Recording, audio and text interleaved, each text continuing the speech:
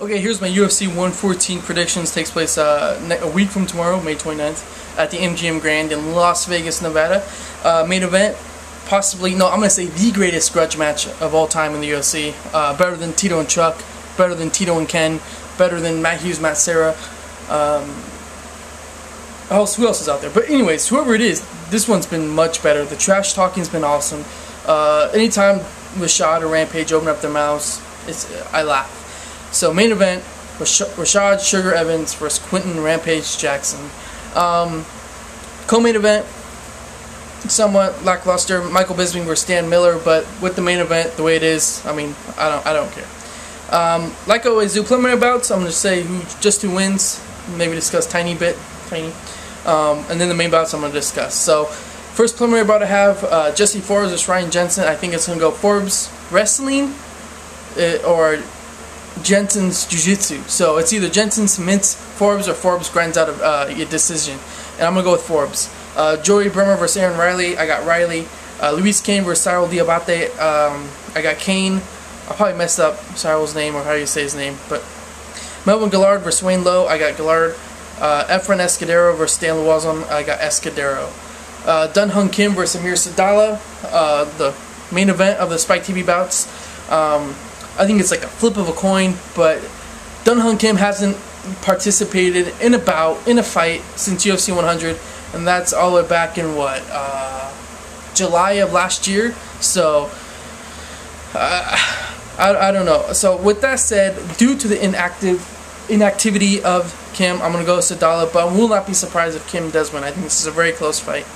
Now to the main bouts, Diego Sanchez versus John Hathaway is the first one I have. A lot of people are underestimating Hathaway, and I don't know why, to be honest. Hathaway's stand-up ability, I think, is far superior than Diego. Diego Sanchez's stand-up is this. He moves. He doesn't sit still. He moves. He moves all the way around, and then, you know, he moves his head, and then he throws in a few shots, and sometimes those shots land, and there you go. John Hathaway is a more technical fighter on the feet, and that's what I think is much better than Diego. Diego's not technical on the feet. Hathaway is, and that could win him the fight, but I just don't think he can do that all 3 rounds. This is how I see the fight. It's going to go down. John Hathaway at the beginning of each round is going to have it standing. He's going to win the stand-up.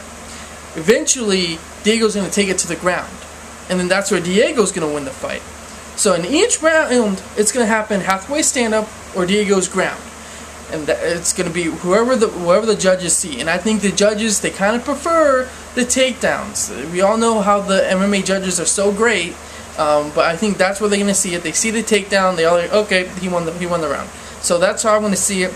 Even though I will not be surprised if Hathaway does win this fight, but because of Diego Sanchez's ability to get it to the ground, possibly multiple times in the round, I'm going to go Diego Sanchez. He's more aggressive. He's going to push the pace, I think, and we'll see how Hathaway deals with it. But I'm going to go Diego Sanchez, unanimous decision over John Hathaway. Next fight, Todd Duffee versus Mike Russow. A lot of people might not know who Russow is. He's been around for a while. He's not a new guy. He's a smart fighter. That's a key thing. He's a smart fighter. Maybe that's why, you know, a lot of the fans haven't seen him on the UFC. They haven't shown him because he's a smart fighter. You could call it boring, but he doesn't really put himself into danger that much. He's a wrestler. He's a great wrestler. But Todd Duffee, I think, is a better wrestler, and I think he's much, much stronger than Mike Russow. I think Todd Duffee's been away since UFC 102, so that could come into play. But I think that's why he's going to want to end in the first round. He's going to be more aggressive. He's going to move forward. He's going to back up Russow.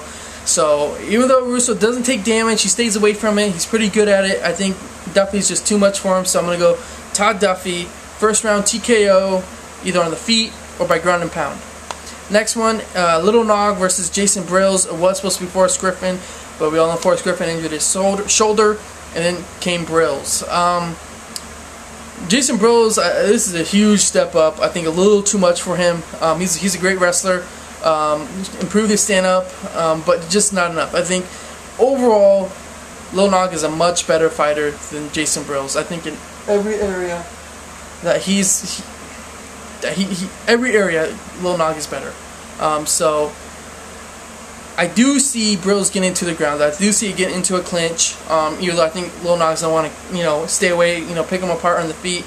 But I think eventually Brilz is gonna get to the ground, and that's where Lil Nog submits him. So I think it might stay on the feet in the first round. Brilz does okay, but then once second round happens, I do see it going to the ground, and Lil Nog gets a submission. So Lil Nog second round submission over Jason Brilz. Now to the co-main event: Michael Bisping versus Dan Miller. I would love to see Miller submit Bisping, but I think Bisping's jiu-jitsu defense is good enough to keep him out of danger. Well, not keep him out of danger, but keep him out of a loss. I could definitely see Dan Miller putting Bisping in danger. Overall, Michael Bisping obviously is a better stand-up fighter. Dan Miller, even when he fought Damian Maia, I mean, it was the Damian Maia Dan Miller fight was two great grapplers trying to stand up with each other, and it just didn't work. This fight, I don't see Bisping stopping Miller. Miller has tremendous heart. He has a great chin. I don't see Bisping stopping Miller at all, but I do see kind of I want to say a lopsided win here. So I want to see Dan Miller submit Bisping, but I think Bisping is going to want to keep it standing. I don't think he's even want to attempt to go into the guard of Dan Miller. I think if Miller somehow gets on his back, Bisping's going to stand right back up and motion it to stand back up. So Michael Bisping, 30-27, unanimous decision. Even though Dan Miller is a much better grappler, but I think Bisping's smart enough to keep it standing where he is much better. Now on to the main event: Rashad Sugar Evans versus Quinton Rampage Jackson. Rampage hasn't fought since UFC 96. Keith Jardine. I think that was his last fight, wasn't it? Anyways, I think that is what it is. And even if it isn't, it was like a future one. He's been away for a long time. So I definitely see, even though Rampage said that he's in the best shape of his life on primetime, the show on Spike, I still don't think that's good enough. For Rampage to be in the best shape of his entire career, I think Rashad's going to be in even more better shape than Rampage is. Rampage could knock out Rashad easily. I mean, Rampage carries tremendous power in his hands. But I think Rashad, his game plan is probably a little bit better than Rampage. I like Rashad's camp better than Rampage. I think Rampage being over there in London is kind of... I really don't see... It feels like, he says it's a great camp and everything, but even watching it on primetime, it seems like the other fighters, the other coaches are kind of like, yeah, he's here.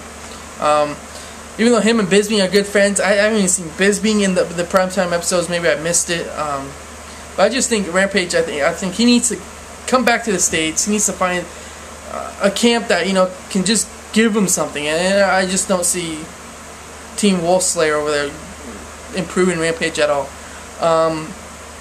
Even though Team Wolfslayer is a great camp, I just think Rampage... I think this fight's going to show that, nothing improved in Rampage. But I could be totally wrong. I've been totally wrong before, and Rampage could show tremendous improvement and knock out Rashad. But I just think Rashad's game plan is just going to be much better. I think Rashad's game plan is he's going to take Rampage down. I think it's going to be very similar to the Thiago Silva fight back at UFC 108. And I just think Rampage will have no answer for it. So if it stays standing, obviously Rampage easily could knock out Rashad.